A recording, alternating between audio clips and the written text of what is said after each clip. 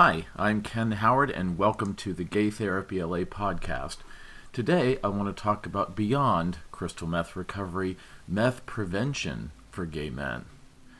Over my long 28 years career as a gay therapist who is a specialist in therapy for gay men and gay male couples counseling, I've worked with many guys who are in recovery from crystal meth abuse, dependence. I don't really like the non-clinical term addiction, even though it's popular, because I find it kind of pejorative to apply to people, but I realize many people use that. But the official clinical diagnosis, according to the American Psychiatric Association and their list of diagnoses that's in the Diagnostic and Statistical Manual of Mental Disorders, the official Bible of all psychiatric disorders, really considers substance abuse or dependence, depending on how much physical dependence there is. So by working with so many gay men with what I call a relationship to using meth, I've developed a way of working that takes the shame and the stigma out of it and focuses instead on the psychological and physical health that comes with a life without any ingestion of crystal methamphetamine. Many guys appreciate my non-stigmatizing, non-judgmental approach, which is based in very gay affirmative harm reduction, motivational interviewing, and cognitive behavioral therapy. And it's been rewarding to feel that I've helped guys achieve long-term abstinence from meth and go on to conduct productive, vibrant, personal and professional lives. And I've written on this before on gaytherapyla.com. There's my older article called Getting Crystal Clear, and maybe we'll do an episode based on that. But kind of as an adjunct to this topic, you may want to visit gaytherapyla.com, visit the blog tab, search on the words crystal clear, and then you'll find it. That's the way to find some of these topics, is just by going to the blog tab on the website and using a search term, and it'll bring you to a lot of different articles on a lot of different search terms if you're interested in any particular thing, because there's something like 400 articles on there. But recently, one of my clients who was very heavily involved in the P&B, or the party and play scene of the gay meth using subculture, said, "I wish I had known before I ever started what a disaster this would be. If I just had an alternative. It sounded fun. I just didn't know or do anything better. If only." Like many things my clients say, this prompted me to think more about this and to want to share it on my social media and do an episode like this.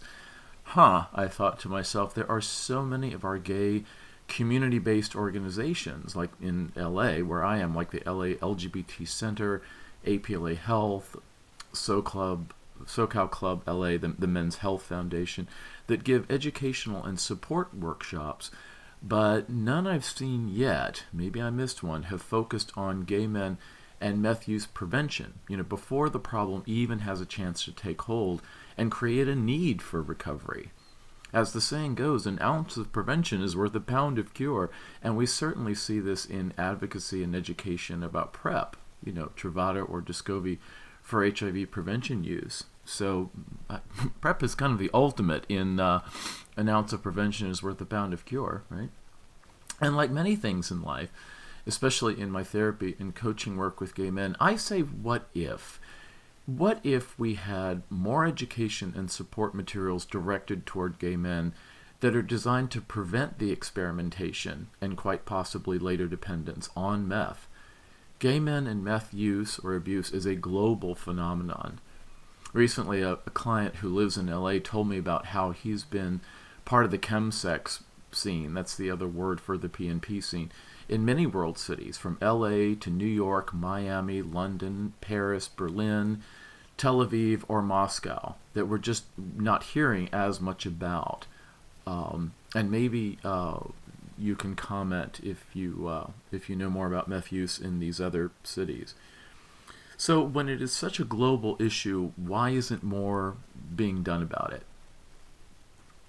I don't mean the kind of controversial and, basically half-assed programs for prevention like DARE from the 80s, drug abuse, resistance, education, Nancy Reagan and Just Say No. That was a morally and socially conservative social services movement from her. And, let's face it, Republicans don't like and can't really do social services all that well, and certainly not in an LGBT affirmative way. So we need something else. We need something way beyond these 35-year-old platitudes. And I mean more programs, seminars, informational literature, and just discussion about how gay men's sexuality can be destigmatized, supported, enhanced, exalted, celebrated, sustained in all kinds of ways that are beyond meth. So many meth users who have worked with me in their post-meth life have talked about how getting high on meth was one way to self-medicate and to silence the inner critic and the anti-gay voices in their head that led to their guilt, not only about being gay, but also about having gay sex, which are different things.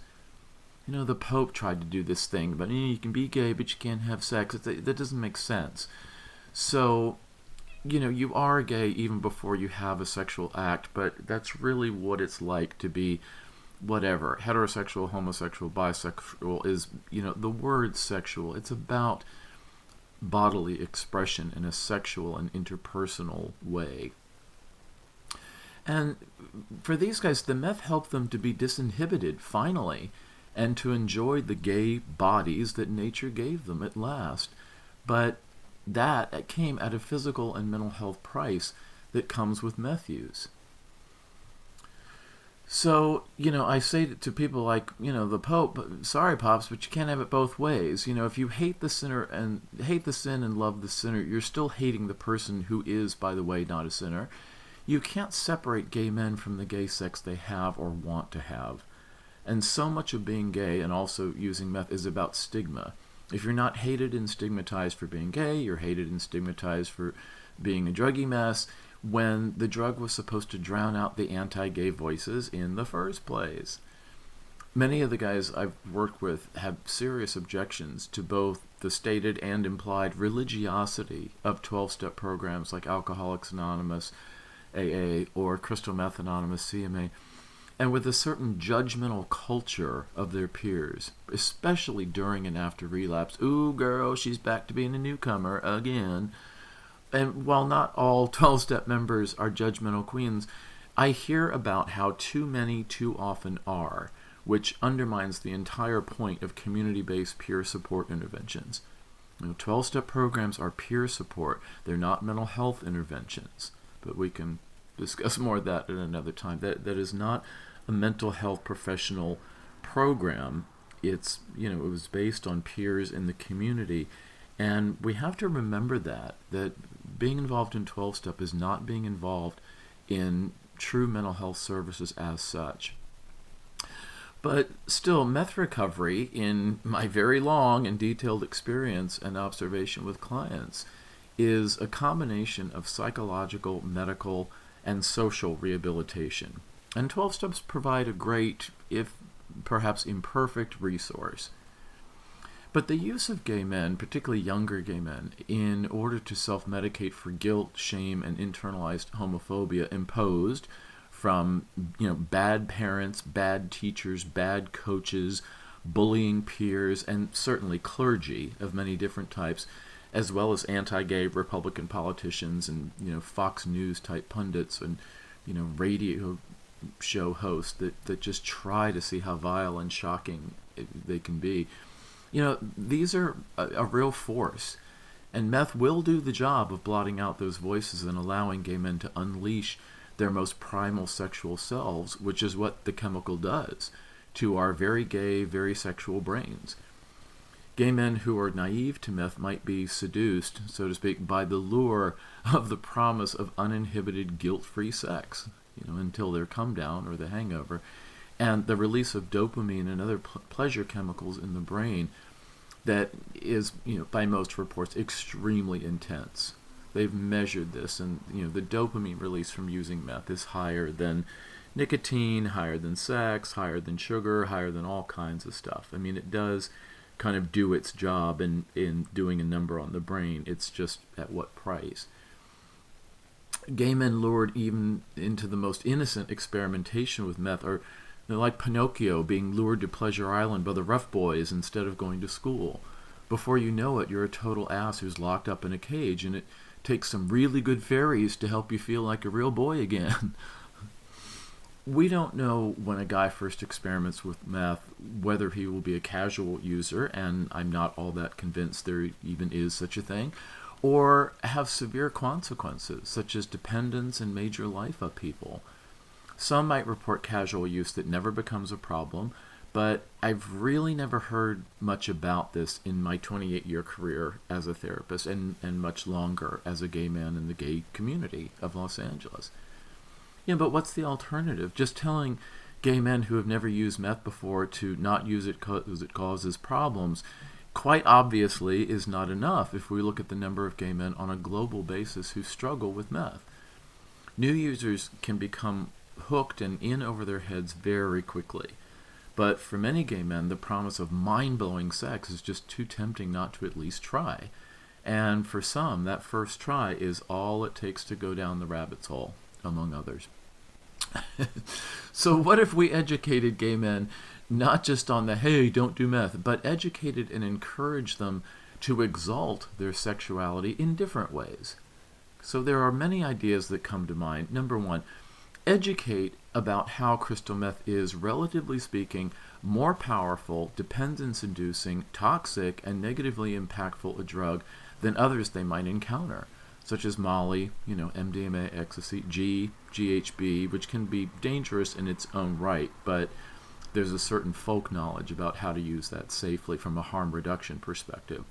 And even cocaine, if they must use a recreational or a party drug, to choose one besides meth as a harm reduction measure, and to learn how to reduce the harms of using them, which is also available online. None of these things are health food, but one of the things that some doctors and some therapists who work closely with the gay community say is that these drugs are not all of an equal class. Meth is in a class by itself, and you can't lump them all together as being equally dangerous. Meth is dangerous in a way that the other drugs aren't, even if you argue that the other drugs are. So number two, educate and support exploration of their sexuality as such with other guys in ways that are not shaming or stigmatizing, and that challenge negative messages gay men have received about gay sex. Explore being a top. I have a podcast on overcoming fear of topping, or explore being a bottom. I have a podcast episode on overcoming fear of bottoming. Number three, explore BDSM and kink play. I've got a couple of articles. If you go on gaytherapy.com and search in the search box on the blog tab under BDSM and kink, and you'll find a few there. Overcoming fetish guilt and embracing full spectrum sexuality, or fear no leather, benefits of kink play for gay men. Those are both either podcasts or articles. And BDSM and kink play, all up and down the spectrum from more and less out there, can provide that extra stimulation that doesn't involve ingesting anything to enhance sexual play. It increases an intensity in an interaction without having to take in a substance. You can explore number four is you can explore three ways. I have an article on that on the website called Three's Company, The Right and the Wrong Way to Do a Three-Way. And that's kind of tongue-in-cheek, because there is no right and wrong way, but there's just some guidelines there if that's something you want to try with a partner or even single, and you haven't done that yet. Or, having a steady fuck buddy. I have an article on that on the website too, called The Benefits of Having a Fuck Buddy, or group sex, or swinging or partner swapping. There's a lot of sexual experimentation that can be very thrilling and just very fun and very playful, and expanding your repertoire without having to expand it in a toxic way that crystal meth would bring. You can explore materials like rubber, leather, uniforms, nudism, cosplay, role-playing. That's number 5. All of them would intensify the sexual experience without a substance and can really be satisfying and edgy and, no hangover the next day. Just maybe a smile on your face. So there are many ways to investigate, explore, indulge, express, and celebrate your specifically gay male sexuality in ways that provide additional stimulation besides the chemical stimulation of the lure of meth. But, these ideas and encouragement just don't seem to be happening with our current public health and community education campaigns.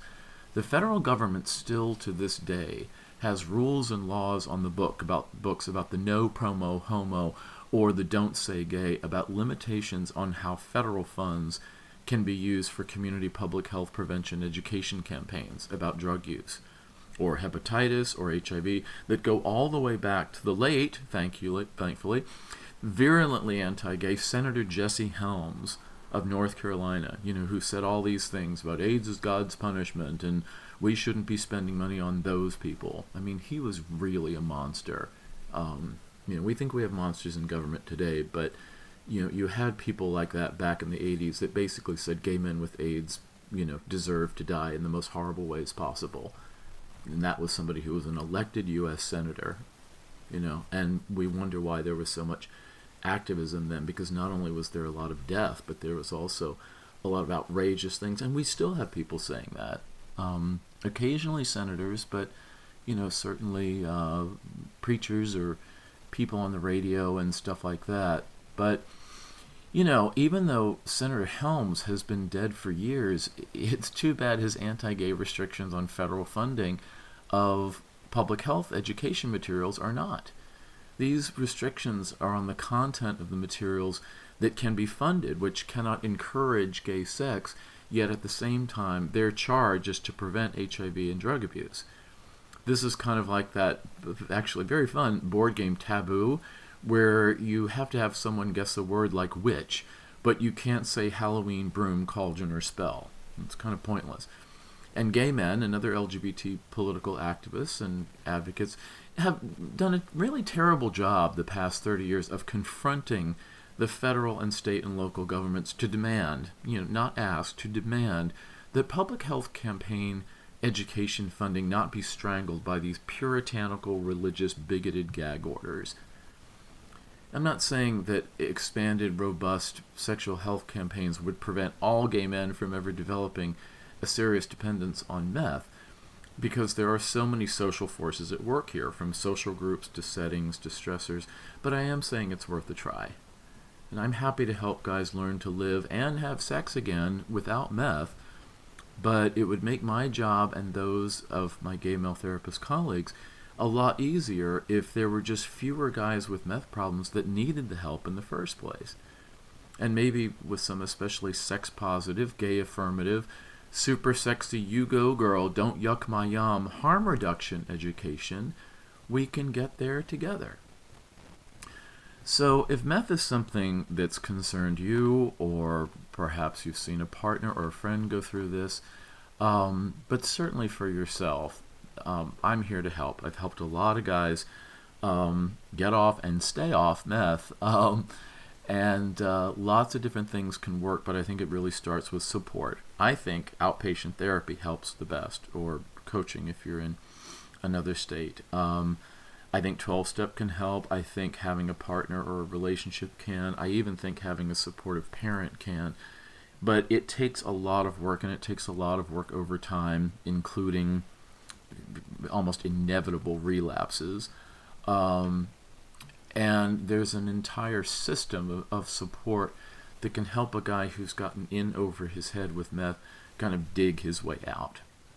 So you know how to reach me if you're interested in counseling or therapy or coaching, and that is my cell, 310-339-5778. That's 310-339-5778. Or you can message me through the pop-up window that comes up on my website on gaytherapyla.com, and that's the place to reach me as well. So thanks for listening, and I'll see you next time.